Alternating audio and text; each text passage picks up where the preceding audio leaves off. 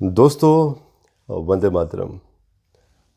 Around 4 वर्ष पहले मैंने वेस्ट बंगाल के ऊपर एक वीडियो दिया था जिसमें मैंने कहा था कि अगर वेस्ट बंगाल में सत्ता परिवर्तन नहीं हुआ तो वेस्ट बंगाल के हालात काफ़ी बिगड़ जाएंगे। वहाँ पर अमानवीय अत्याचार भी बढ़ेंगे, लोगों के ऊपर, महिलाओं के ऊपर भी।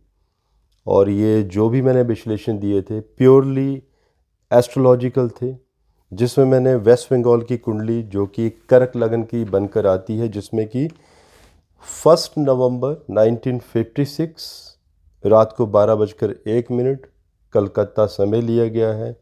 पुराने वीडियोस में भी ये कुंडली दी गई है, आप रेफरेंस ले सकते हैं। अब ये क्वेश्चन आता है कि मैंने ऐसे क्यों कहा था कि सत्ता परिवर्तन ज़रूरी है। देखिए, कई बार देश काल पात्र के अनुसार कुछ चीज़ों में बदलाव होना बहुत ज़रूरी होता है। जब सत्ता बदलती है तो कई बार सुधार भी होते हैं, समाज बदलता भी है। और जब हम राम राज्य की स्थापना की बात करते हैं तो उसकी तरफ भी मूवमेंट होना शुरू होती है। राम राज्य की स्थापना की जब हम बात करते हैं तो जिसमें कि सुख, समृद्धि, शांति और हर व्यक्ति को अपनी तरह से जीने का हक, इस तरह से कि ऐसा कोई व्यक्ति दूसरे के मौलिक अधिकारों का हनन ना करे, किसी का आशियाना ना टूटे। लेकिन जो अभी वेस्ट बंगाल में हालात चल रहे हैं, अब आप देख भी रहे होंगे जो संदेश खली में हुआ। दोस्तों, किसी को क्या कसूर दें जब अपना सिक्का ही खोटा हो। देश आज़ाद हुआ, परिवर्तन भी आया, लेकिन उसमें भी कई गद्दार छूट गए। कायरों की आज भी कोई कमी नहीं है हमारे देश में। एक शेख शाहजहां जैसा एक गद्दार, एक कायर आता है, और बल्कि हमारे ही कुछ गद्दारों के साथ, कायरों के साथ मिल जाता है। हमारे ही देश के कुछ गद्दार ऐसे कायरों को पनाह भी देते हैं, संरक्षण भी देते हैं, प्रशासन के लोग भी संरक्षण देते हैं। और जिस तरह से आपने सुना टीवी में और कि किस तरह से अमानवीय अत्याचार महिलाओं के ऊपर वहाँ पर हुए हैं। देखिए, ये संदेश खाली की ही बात नहीं है, ये तो वो न्यूज़ है जो आप लोगों ने मीडिया में सुनी है। ऐसी बहुत सारी खबरें हैं वेस्ट बंगाल की जो न्यूज़ में आती ही नहीं है डर के मारे।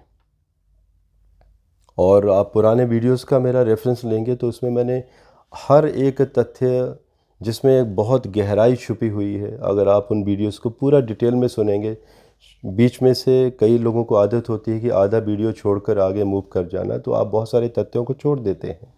जिसमें अगर आप डिटेल में सुनेंगे तो मैंने एक एक तथ्य के बारे में बताया है कि आखिर आगे होने क्या वाला है। सो देखिए, ये वो लोग हैं जो रोहिंग्या हैं, वेस्ट बंगाल में आते हैं, हमारे प्रदेश में आते हैं, एक हमारे देश के एक प्रदेश में, और अपने जो भी कुकर्म करने होते हैं करते हैं और चले जाते हैं दूसरे अपने देश में, बांग्लादेश में मूव ऑन हो जाते हैं। और रही बात हमारी सरकारों की, चाहे वो प्रदेश की सरकार हो, वो भी ऐसे लोगों के ऊपर कोई एक्शन नहीं लेती। और रही बात सेंट्रल गवर्नमेंट की, तो वो भी अभी विचार में है कि इसके ऊपर क्या कार्य किया जाए। अब यहाँ पर एक शनिदेव जी का भी एक बहुत ही बेहतरीन रोल आने वाला है, और कुछ ऐसा होने वाला है जो किसी ने कल्पना भी नहीं की हो। देखिए, शनिदेव जी का एक प्रमाण है कि वो समय देते हैं लोगों को। तो कहते हैं ना कि पापों का घड़ा कब तक भरेगा, कितना भरेगा। और उनकी कोशिश रहती है कि जब किसी का पापों का घड़ा भर रहा होता है तो उन्हें समय सीमा देते हैं कि शायद कोई अचानक ही बीच में से जिसका कि हृदय परिवर्तन होगा, कोई अच्छाई के रास्ते पर चलेगा, अपने कर्मस को बर्न करने की कोशिश करेगा और एक अच्छी राह पर चलेगा, तो शनिदेव जी ऐसे लोगों को माफ़ भी कर देते हैं। जो इस तरह के कुकर्म कर रहे हैं, अत्याचार कर रहे हैं, उन्हें बल्कि सोचना भी चाहिए कि प्रकृति के नियमों के बारे में भी बल्कि विचार करना चाहिए कि समय स्थायी नहीं है। आज जो है वो कल नहीं होगा। आज अगर आपके पास शक्ति है तो ज़रूरी नहीं कि कल भी वो रहेगी। ऐसे लोगों को मेरा मैसेज भी है कि जो सत्ता से लोग ऐसे जुड़े हुए हैं, और ऐसे ही लोग संरक्षण भी देते हैं आगे इन गद्दारों को, कायरों को भी। उनके लिए बेटर है कि चाणक्य नीति को भी पढ़ा जाए। राम राज्य के नियमों को तो पढ़ना जरूरी है, लेकिन चाणक्य नीति जब तक आप नहीं पढ़ेंगे तब तक आप में वो सुधार, समाज कल्याण के लिए वो भावना नहीं आ पाएगी। मुझे मालूम है कई लोग कह रहे होंगे कि ये ज्योतिष के विश्लेषण दे रहा हूँ मैं या कोई ज्ञान दे रहा हूँ। देखिए, कई बार हम दिल से भी बात करते हैं। आखिर आप ये नहीं भूल सकते कि मैं एक भारतीय भी हूँ। कहीं ना कहीं मेरा दिल, मेरी आत्मा जुड़ती है मेरे पूरे देश के साथ। और जब मुझे ये लगता है कि हमारे देश का एक हिस्सा, जिससे मुझे भी खतरा महसूस होता है कि अगर ऐसे ही चलता रहा, और वहाँ के शासक जब इस तरह की बातें करते हैं कि अगर हमारे आधार कार्ड की जब बात आती है कि हम अपना ही एक आधार कार्ड नया बना लेंगे, तो देखिए कहीं ना कहीं एक डर तो लगता है। भारतीय तो मैं भी हूँ, क्योंकि कोई भी भारतीय नहीं चाहता कि हमारे देश का कोई भी अभिन्न अंग उस देश से अलग हो जाए। बात करते हैं शनिदेव जी के बारे में।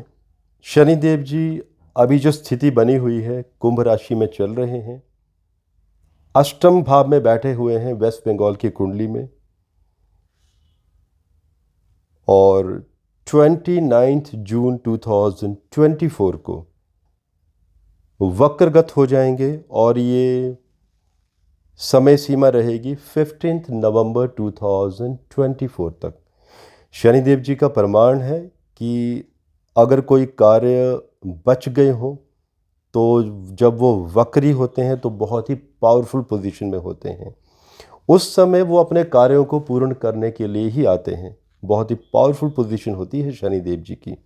शनिदेव जी आप देखिए, जहाँ पर चंद्रमा 2.25 दिन में एक राशि में ट्रांजिट करते हैं, उन्हीं 2.25 दिनों में वही शनिदेव जी 2.5 वर्षों में एक राशि के ऊपर ट्रैवल करते हैं। तो सोचिए, उनकी मूवमेंट इतनी स्लो होती है बिकॉज वो समय देते हैं।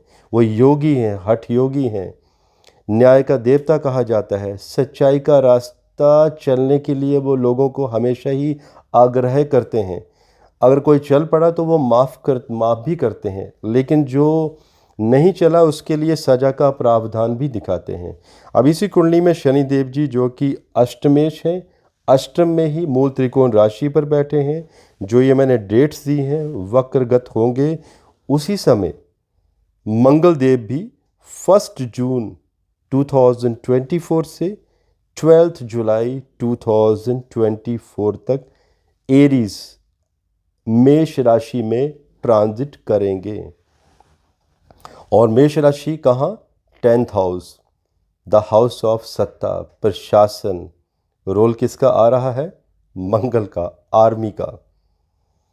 तो ये इंडिकेशन दिखाई दे रहा है कि ये वो समय होगा जो एक भारतीय आर्मी का कॉम्बैट ऑपरेशन करने का समय होगा। अष्टम घर मीन्स कोई ऐसे षड्यंत्रकारी जो हमारे देश के लिए कोई षड्यंत्र बुन रहे हैं, हमारे इस राज्य को देश से अलग थलग करने की कोशिशें कर रहे हैं। ऐसे षड्यंत्रकारियों को हमारी भारतीय आर्मी ढूंढ ढूंढ कर निकालेगी। और रही बात उस समय सूर्यदेव जी की, सूर्यदेव से राज्य की सत्ता के बारे में भी अब हम विचार करते हैं कि वो क्या करेंगे। माना कि सूर्यदेव जी उस समय दिग्बली पूर्ण तो नहीं होंगे, लेकिन एक घर आगे होंगे, दिग्बल काफ़ी प्राप्त होगा सूर्यदेव जी को। 13 मई से लेकर 13 जून तक सूर्यदेव जी वृषभ राशि में रहेंगे, 11th हाउस में। नेटल के शनि और राहु, जो कि 5वें घर में दोनों इकट्ठे बैठे हुए हैं। शनि राहु का दोनों का इकट्ठे बैठना एक घनिष्ठ मित्रता, और जब दोनों किसी राशि को देखते हैं तो तबाही मचा देते हैं उस राशि की। और शनि और सूर्यदेव जी की तो आपस में वैसे भी शत्रुता है, पिता पुत्र जो ठहरे। 11th हाउस के ऊपर दृष्टि की, जो राज्य का जो शासन है, राज्य का जो राजा है, प्रदेश का राजा, अब आप समझते हैं, आप नाम नहीं लूँगा मैं, तो it's a clear astrological indication कि जो राज्य की जो सत्ता है, जो उसका सत्ता अधिकारी है, जिसके पास राज्य की पूरी बागडोर है, जिसके पास शासन की पूरी शक्तियां हैं, उसके जो साथ में जो सिपे सालार हैं, उनके ऊपर भी शनिदेव जी की एक दृष्टि भयंकर दृष्टि जो कि विनाश तय करती है।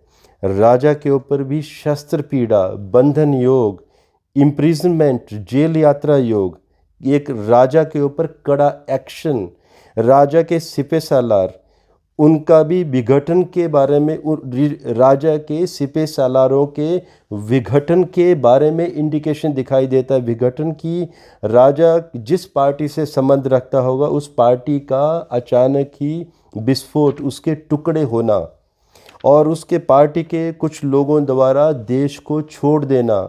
और देश कब कोई क्यों छोड़ता है?